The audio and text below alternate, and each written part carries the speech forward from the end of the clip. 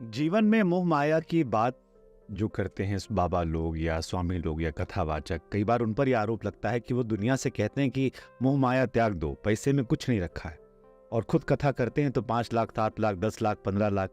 तो इसको लेकर आप क्या सोचती हो? क्योंकि ये कई बार कहा था है कि बाबा लोग आजकल सब चार्टर्ड में घूमते हैं।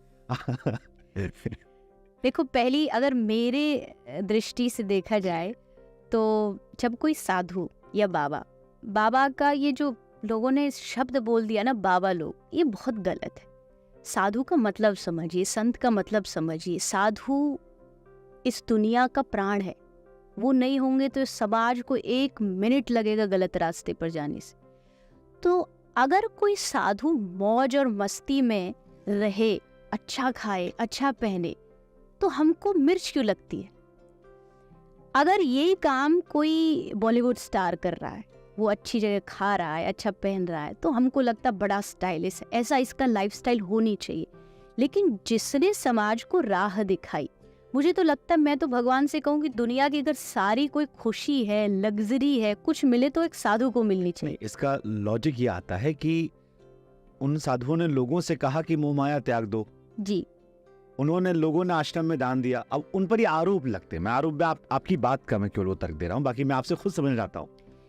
देखिए, कोई साधु अगर मोह माया की बात करता है, धन की बात करता है, मैं कहती हूँ कि जिस माइक पर ये बातें बोली जा रही है, माइक भी पैसे से ही आया है। जी।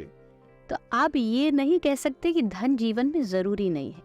लेकिन संत ये समझाते हैं कि आपके लिए धर्म और धन यानी अर्थ, इन दोनों की जगह क्या है। जो सच्चा साधु होगा ना, वो हमेशा आपको ये समझाएगा कि अर्थ पैसा जरूरी है, लेकिन कितना जरूरी है उसका बस लेवल ध्यान रखिए, क्योंकि नहीं कमाओगे तो खाना कौन देगा आपको, आपको कौन जीवन चलाएगा। तो जो सच्चा साधु होता है वो कभी आपको कर्म विमुख होने का ज्ञान नहीं देगा। वो जरूर कहेगा कर्म करो, पैसा कमाओ, परिवार के साथ रहो, लेकिन किस हद तक। एक होता है पैसे के पीछे बावरा हो जाना, कि बस खा रहे तो पैसा, सो रहे तो पैसा, हर चीज में बस इनकम इनकम इनकम। चित्रलेखा जी महीने में कितनी कथा करती है? मैं महीने में लगभग 2 से 3 कथा करती हूँ। एक कथा, मान लीजिए कोई दर्शक आपको देख रहा हो, सुन रहा हो, उसको आपको सामने से बैठ के सुनना हो, कथा करवानी हो, जी। कितना पैसा चार्ज करती हैं आप?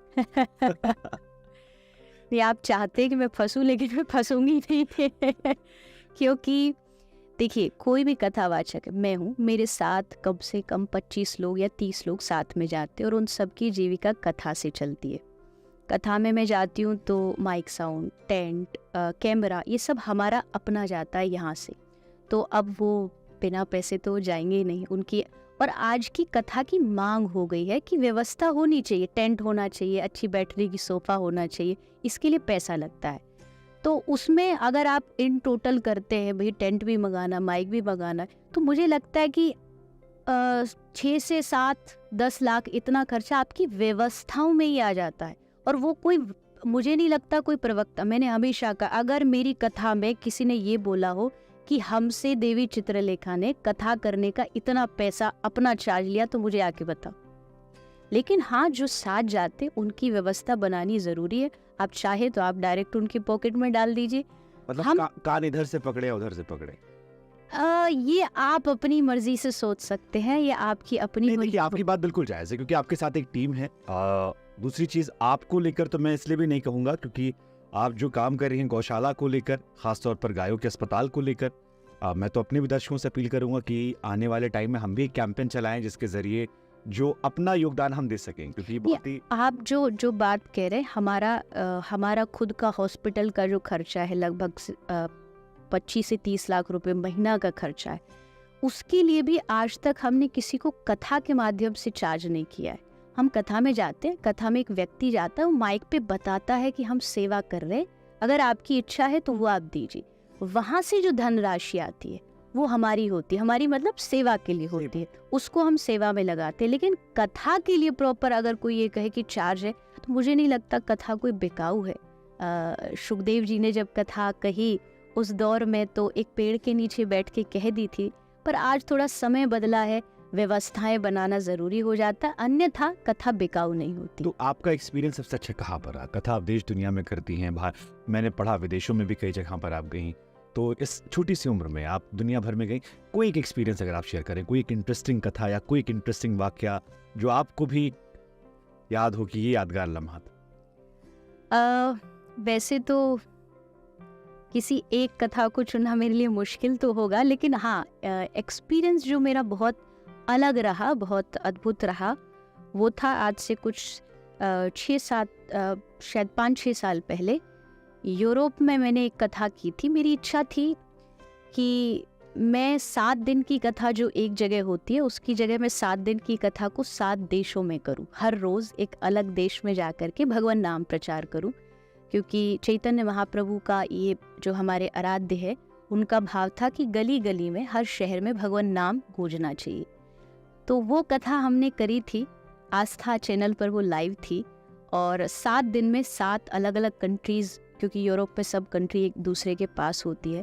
थोड़ा भागदौड़ ज़रूर हुई क्योंकि पूरा सिस्टम लेकर के हर रोज़ भागना होता था, सुबह फ्लाइट पकड़ो, शाम को जाके कथा करो, पर बहुत यूनिक एक्सपीरियंस वो रहा। और उससे बहुत सारे जो विदेश यूरोप के लोग थे बहुत खुश हुए, और श्रोता भी साथ में जाते वहाँ थे। पर अंग्रेज गोरे भी आते हैं सुनने?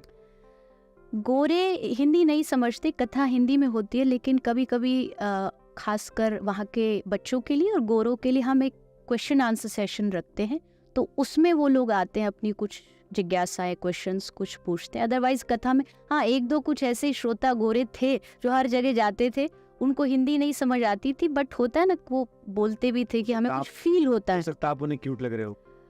नहीं, क्यूट तो नहीं, बट उनका कहना यही था कि हमें लगता है कोई पिछले जन्म का कुछ आपसे कनेक्शन है, कुछ फील होता है। बट मैंने एक चीज नोटिस की, जो फॉरेन से लोग आते हैं वो इंडियन कल्चर को बहुत रिस्पेक्ट करते हैं, वैल्यू करते हैं, और यहाँ पर वो पूरा शामिल हो जाते हैं।